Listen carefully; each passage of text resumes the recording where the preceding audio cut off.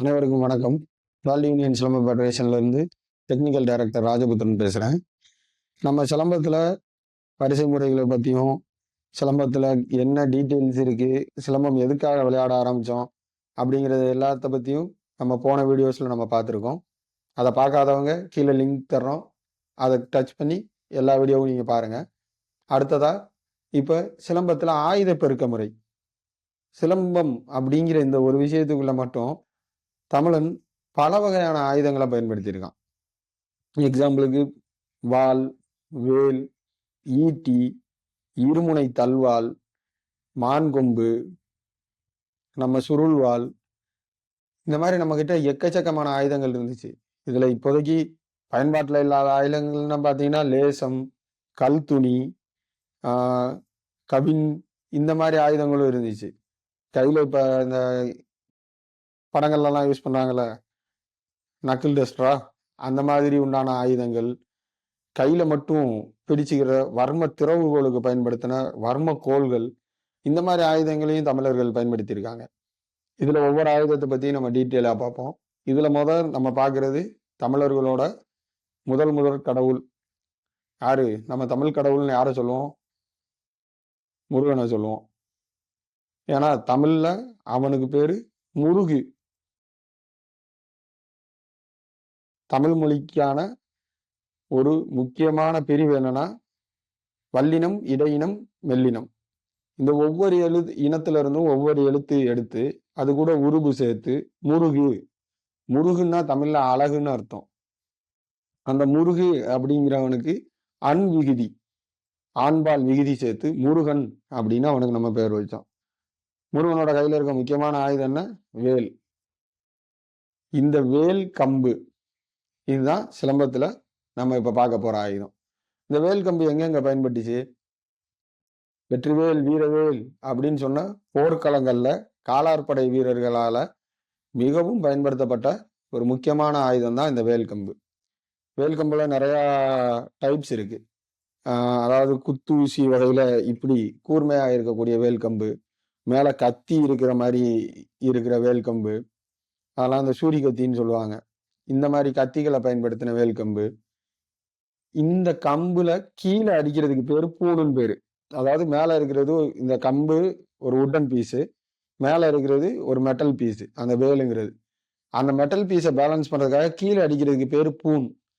Equal வெயிட்ல அடிச்சு அந்த கம்பை பேலன்ஸ் பண்ணியிருப்பாங்க. ஸோ அந்த மாதிரி வேல் கம்பு இது யானையவே தாக்குற அளவுக்கு, யானையோட தலையை பிளக்குற அளவுக்கு உள்ள குத்தி உள்ள போற அளவுக்கு உண்டான குவாலிட்டியான இரும்பை பயன்படுத்தி இந்த வேல் கம்புகளை தயாரிச்சிருக்காங்க. இப்ப இந்த தமிழ் கடவுள் முருகன் அவன் எப்படிப்பட்டவன் அப்படின்னா, அவன் பெருங்களிர் ஏறி பிணிமுகம் சூடி நாவாய்ப்படை அமைத்து நான்முகம் கடந்தான் முருகு. இதுதான் அவனை பத்தின குறிப்புகள். அதாவது பெருங்களிரேறி போர் செய்தவன். அவனை போய் மயில் மேல உட்கார வைக்க முடியுமா? ஒரு மயில் மேல ஒரு மனுஷன் போய் உட்கார்ந்தா மயில் செத்து போயிடாதா? தமிழர்கள் எப்படிப்பட்டவர்கள்? மனிதநேயம் மிக்கவர்கள் இல்ல, உயிர்மை நேயம் மிக்கவர்கள். காக்கை குருவி எங்கள் ஜாதின்னு பாடினாரு பாரதியார். அப்படிப்பட்டவன் ஒரு பறவை மயில போய் அவன் மேல உட்காந்து கஷ்டப்படுத்தி இருப்பானா? கிடையாது. பெருங்களிர். ஒரு யானை கூட்டத்திலே மிகப்பெரிய ஆண் யானையா இருக்குன்னா அந்த யானையை தன்னோட கண்ட்ரோல்ல எடுத்து அந்த யானை மீது ஏறி நின்று போர் செஞ்சவன். அவன் ரொம்ப அழகானவன். அதாவது அழகுனா இப்போதைக்கு எல்லாரோட மனசுலயும் என்ன வருது? வெள்ளை கலரு, ஒயிட்டு, கருப்பு தான் அழகு. அவன் இருந்ததே அவனோட தோலை எப்படி இருக்கும்னு சொல்லியிருக்காங்கன்னா, கருநாகம் வெயிலிடத்தை புகுந்த தோழினன். கருநாகம் வெயில்ல போகும்போது எப்படி கருகருன்னு மின்னும் அந்த மாதிரி இருந்தவன். முகசிகை அலங்காரம் முழுதும் தரித்தவன். சிகைனா முடி. முகத்துல சிகை எங்க வளரும்? ஆணுக்கு மீசை. அவன் மீசை அவ்வளவு அழகா இருந்துச்சான். அந்த அழகை பார்த்து அவன் மேல அவ்வளோ பொண்ணுங்க காதல் பண்ணாங்களாம். அப்படிப்பட்ட முருகனை இப்ப நம்ம எப்படி வணங்கிக்கிட்டு இருக்கோம்?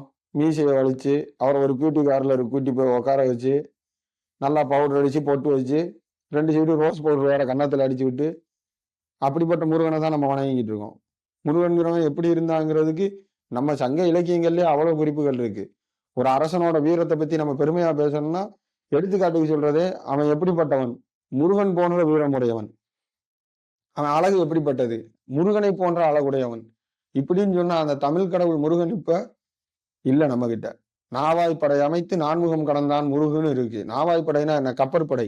கப்பற்படைங்கிற ஒரு முக்கியமான போர் படைய உலகத்துக்கே அறிமுகம் செய்த முதல் தமிழ் மன்னன் அவன். அப்படிப்பட்ட முருகன் கையில அவன் வச்சிருந்த ஆயுதம் தான் வேலாயுதம். வேலைத்தான் அவன் ஆயுதமா பயன்படுத்தினான். அகன்று குறுகி இருக்கக்கூடிய ஒரு ஆயுதம். அகண்டமான மனநிலையும் தன்னோட இலக்கை நோக்கி ஒரே ஷார்ப்பா ஒரு இடத்துல அடிக்கிறதுக்கு உண்டான தன்மையும் கொண்டதுதான் இந்த வேலாயுதம். இந்த வேல்கம்பு, இந்த வேல்கம்பை எந்தெந்த இடத்துல பயன்படுத்தியிருக்காங்கன்னா, போர்க்களத்துல காலாட்படை வீரர்களும் பயன்படுத்தியிருக்காங்க, குதிரைப்படை வீரர்களும் பயன்படுத்தியிருக்காங்க, யானை மேல இருந்து போர் செய்யக்கூடிய போர் வீரர்களும் பயன்படுத்தியிருக்காங்க.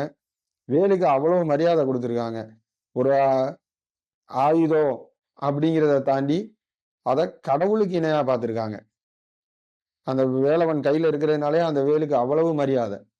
அந்த வேல் கம்பு இப்ப நம்ம சிலம்பத்துல ஒரு முக்கியமான ஆயுதமாகவும் இருக்கு.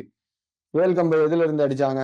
முத அடிச்சது நம்ம கருங்காலி மரம், கருவேல மரம், இந்த மாதிரி தடிமனான மரம். அதாவது ஆச்சா மரம்லாம் ஒரு மரம் இருக்கு. அந்த மரத்தை பத்தி எல்லாம் நிறைய பேருக்கு தெரியவே தெரியாது.